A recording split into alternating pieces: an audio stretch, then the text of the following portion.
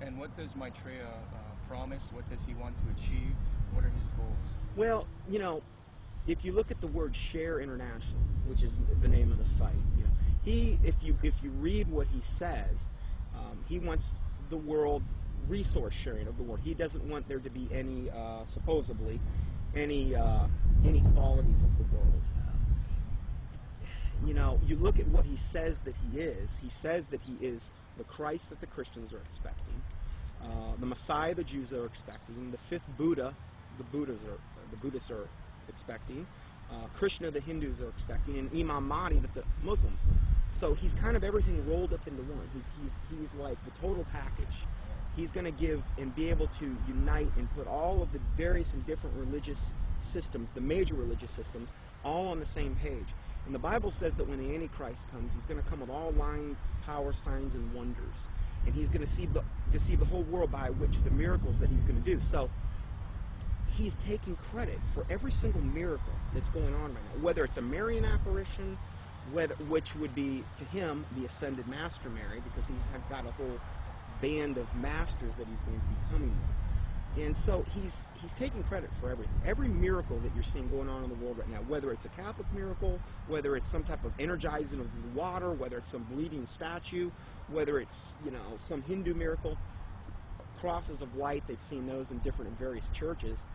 He's taking credit for all of that. And I think what we're going to see and what he says we're going to see, in fact, I just read this in their last report, Benjamin Creme said also with the UFO sightings, he says they're going to increase up until the time when he makes his emergence. And he's going to come on the scene. He's going to be able to explain all of this and try to put everybody on the same page. My personal belief is that the Antichrist, or the world teacher, will seem to actually be Christ, in the sense that he will seem to destroy some old system and some old bad leader. And I think that it will somehow be tied to, I don't know, this is my guess, but it will somehow be tied to some sort of fake or alien invasion or presence of some sort. I don't know if Maitreya fits all those characteristics, but I wouldn't doubt it for 1 minute if he was. My personal opinion is that Creme is somebody who is being talked to by entities and is doing what he's told to be doing. But you have to understand, a lot of times with people that are channeling entities like that, they oftentimes do and say things that don't come true, because the demons themselves don't know when. They're still on a timeline that they can't tell when something's going to happen. So they're always keeping something ready to happen in case when they finally can. So in the case of that, like if you look at the Blossom Goodchild thing and these ideas that were consistently put out by channeled entities and things, it never came to pass because they don't have control over the timeline. They just have to always be ready. According to Share International and the Swahili edition of the Kenya Times, Maitreya made an appearance June 11, 1988, to a local congregation in Nairobi, Kenya. The editor of the Swahili edition of the Kenya Times, a veteran journalist named Job Matungi, witnessed the event and took some pictures. A summary of his article as it appeared in his newspaper is as follows, quote, "The tall figure of a barefooted, white-robed, and bearded man appeared from nowhere and stood in the middle of the crowd.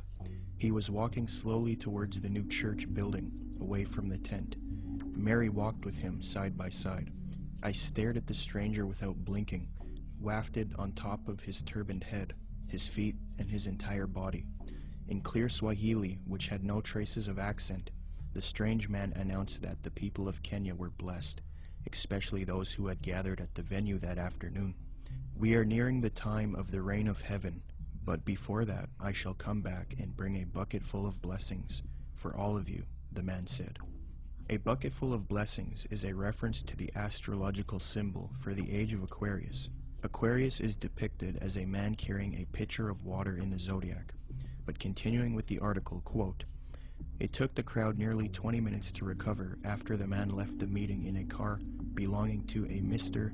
Gurnam Singh, who offered to give him a lift. But it will probably take Mr. Singh his lifetime to recover from the shock he got 2 minutes later. On reaching the bus terminus, the man informed Mr. Singh to stop the car. On getting out, he he walked a few paces beside the road and simply vanished into thin air. New Age expert and attorney Constance Cumbey, author of The Hidden Dangers of the Rainbow, had stumbled onto this Maitreya figure in her research in the 80s. Her book, published in 1983, was the first book to give a full expose on Maitreya and Benjamin Creme. On page 21, she notes a Denver Post interview conducted by Jack Kissling speaking to Benjamin Creme, quote, "Won't the advent of a single world religion annoy the hierarchies of all the current Orthodox religions?" I asked. "More than that," he said with a smile. "They will be shocked. I dare say they will be among the last to accept the Christ." But according to Kissling, Creme said confidently, "It will come because it must. We will begin to live," he said, "as potential gods," unquote. Constance Cumbey also notes that Creme is a Luciferian by citing a WLAC radio interview, quote, "In a November 9, 1982 radio interview over WLAC, Nashville, Benjamin Creme told the entire Bible Belt that Lucifer came to planet Earth from planet Venus 18.5 million years ago and made the supreme sacrifice for us," unquote. Constance Cumbey had direct contact with Benjamin Creme face-to-face in Detroit, Michigan. I had the opportunity to meet this brave woman, and she showed me the place in which she had attended a lecture by Benjamin Creme.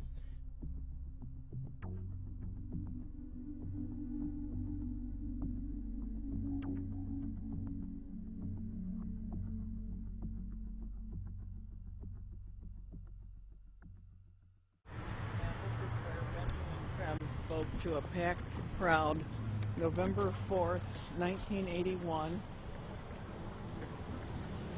and Bread for the World was out there, had tables, Oxfam, every group you could think of was sitting out there. They were passing out brochures. The brochure is reproduced in both of my books. Benjamin Creme came in. He gave some kind of a hand signal that looked something like that, and I thought at first he was waving to somebody, but the crowd appeared to flip into a trance. And then he started speaking, and he was rotating his head. I can't even come close to, it was as close to a 180-degree spin of a head as I've ever seen. How his head didn't snap off, I'll never know.